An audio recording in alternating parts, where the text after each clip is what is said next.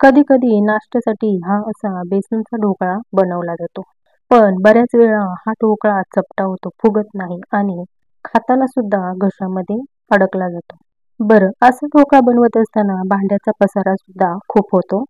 तर आज या ठिकाणी भांड्याचा पसारा न करता, ढोकळा घशामध्ये न अडकता अगदी काही मिनिटांमध्येच हा असा जाळीदार ढोकळा आज आपण बनवणार आहोत.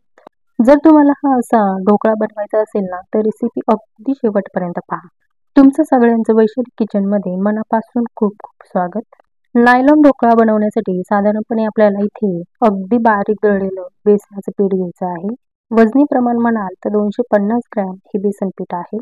या ठिकाणी आपल्याला जास्त भांड्याचा पसारा न करता हा ढोकळा बनवायचा आहे, म्हणून या ठिकाणी मी मिक्सरचं भांडं घेतलेलं आहे. हे बेसन पीठ आपल्याला मिक्सरच्या भांड्यामध्ये घालून घ्यायचं आहे. सुरुवातीला हे बेसन पीठ आपल्याला छान चाळून घ्यायचं आणि नंतर मिक्सरच्या भांड्यामध्ये घालून घ्यायचं आहे. ही वाटी माझी 250 ग्रॅमची आहे. या पद्धतीने ढोकळा बनवला ना, तर हात सुद्धा भरवायची गरज पडत नाही. आता या पिठामध्ये आपल्याला लगेच साखर घालून घ्यायची आहे. साधारणपणे 3 टेबलस्पून इतकी साखर घालायची आहे. वजनी प्रमाण म्हणाल तर 30 ग्रॅम इतकी आपल्याला साखर लागणार आहे. घरामध्ये जो पोहे खायचा चमचा असतो, त्याच चमच्याने सर्व साहित्य आपल्याला मोजायचं आहे. घरामध्ये 2 प्रकारचे चमचे असतात. बरेच वेळा घरामध्ये हे असे छोटे चमचे असतात, ते असतात टीस्पून आणि जो मोठा चमचा असतो तो असतो टेबलस्पून. जेव्हा आपण 2 टीस्पून साहित्य घेतो त्यावेळेस तो 1 टेबलस्पून इतका होतो.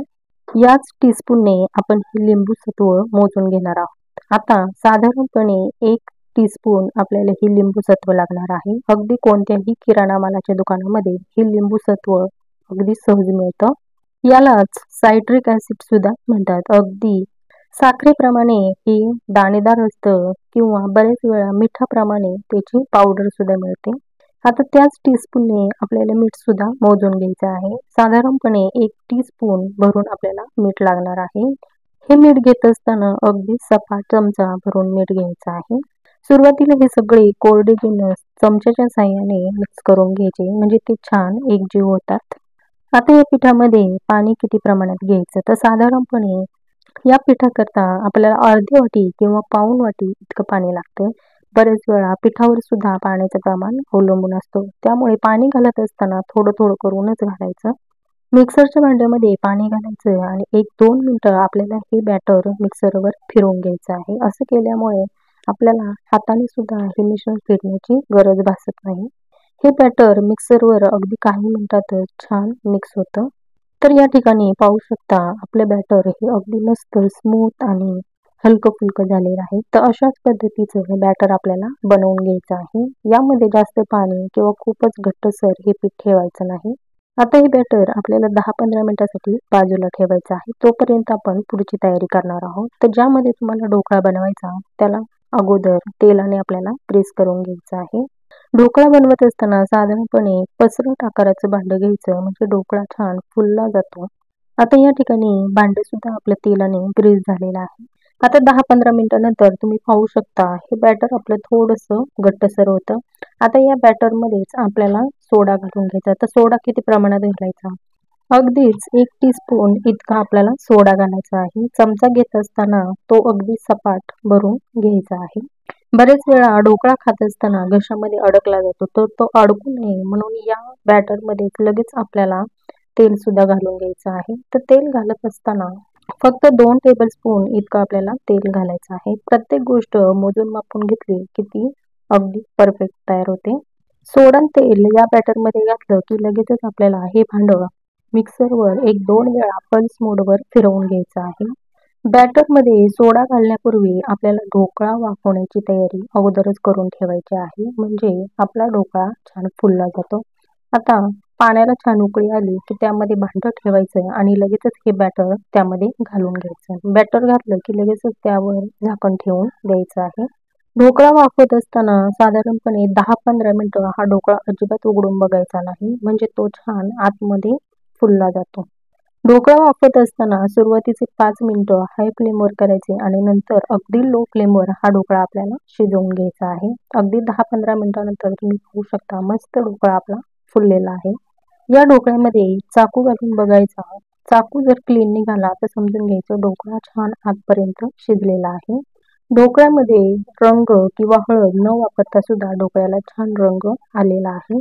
आता या ठिकाणी आपल्याला ढोकळ्यावर घालण्यासाठी फोडणी बनवून घ्यायची आहे. तर त्यासाठी 2-3 टेबलस्पून इतकं तेल घालायचं आणि तेल छान कडकडीत गरम झालं की त्यामध्ये लगेचच मोहरी घालायची. मोहरी छान फुलली की त्यामध्ये लगेच मिरच्या आणि कढीपत्ता घालून घ्यायचा.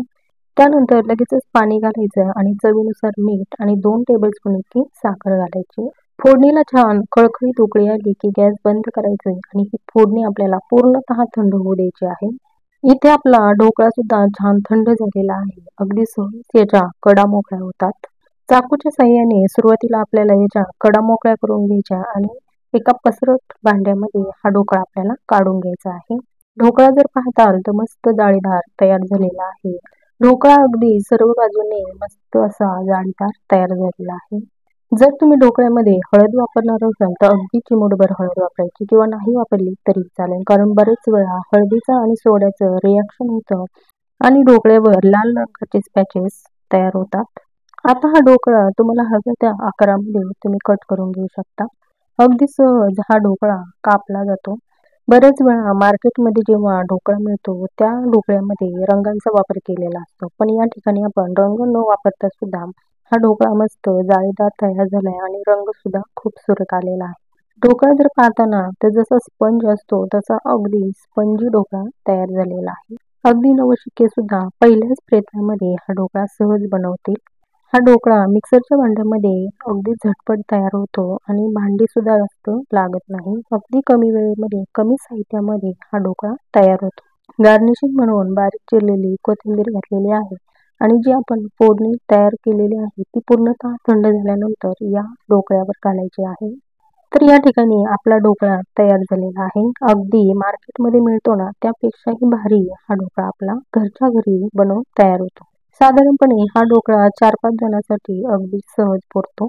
जर तुम्हाला जास्त प्रमाणात ढोकळा बनवायचा असेल तर हेच प्रमाण वापरून तुम्ही जास्त प्रमाणात देखील ढोकळा बनवू शकता. ढोकळा बनवत असताना ज्या भांड्यामध्ये आपल्याला ढोकळा वाफवायचा आहे त्या भांड्याला सुरुवातीला तेलाने ग्रीस करून घ्यायचं.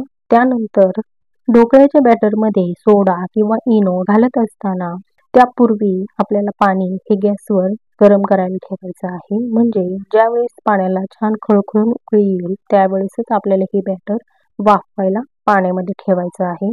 ज्यावेळेस बॅटरमध्ये आपण सोडा, इनो घालतो त्यावेळेस तो पटकन ॲक्टिव्हेट होतो आणि ॲक्टिव्हेट झाल्यानंतर लगेचच त्याला गरम पाण्याची वाफ मिळाली की तो तसाच फुगलेला राहतो. ढोकळा बनवत असताना या सर्व गोष्टी लक्षात आल्या ना की आयुष्यात तुमचा ढोकळा कधीच बिघडणार नाही. आशा करते की आजचा हा व्हिडिओ तुम्हाला नक्की आवडला असेल. आवडला असेल तर नक्की एक लाईक करा. चॅनलवर नवीन असाल तर नक्की चॅनलला सुद्धा सबस्क्राईब करा. पुन्हा भेटूया अशी छानशी रेसिपी घेऊन. तोपर्यंत धन्यवाद.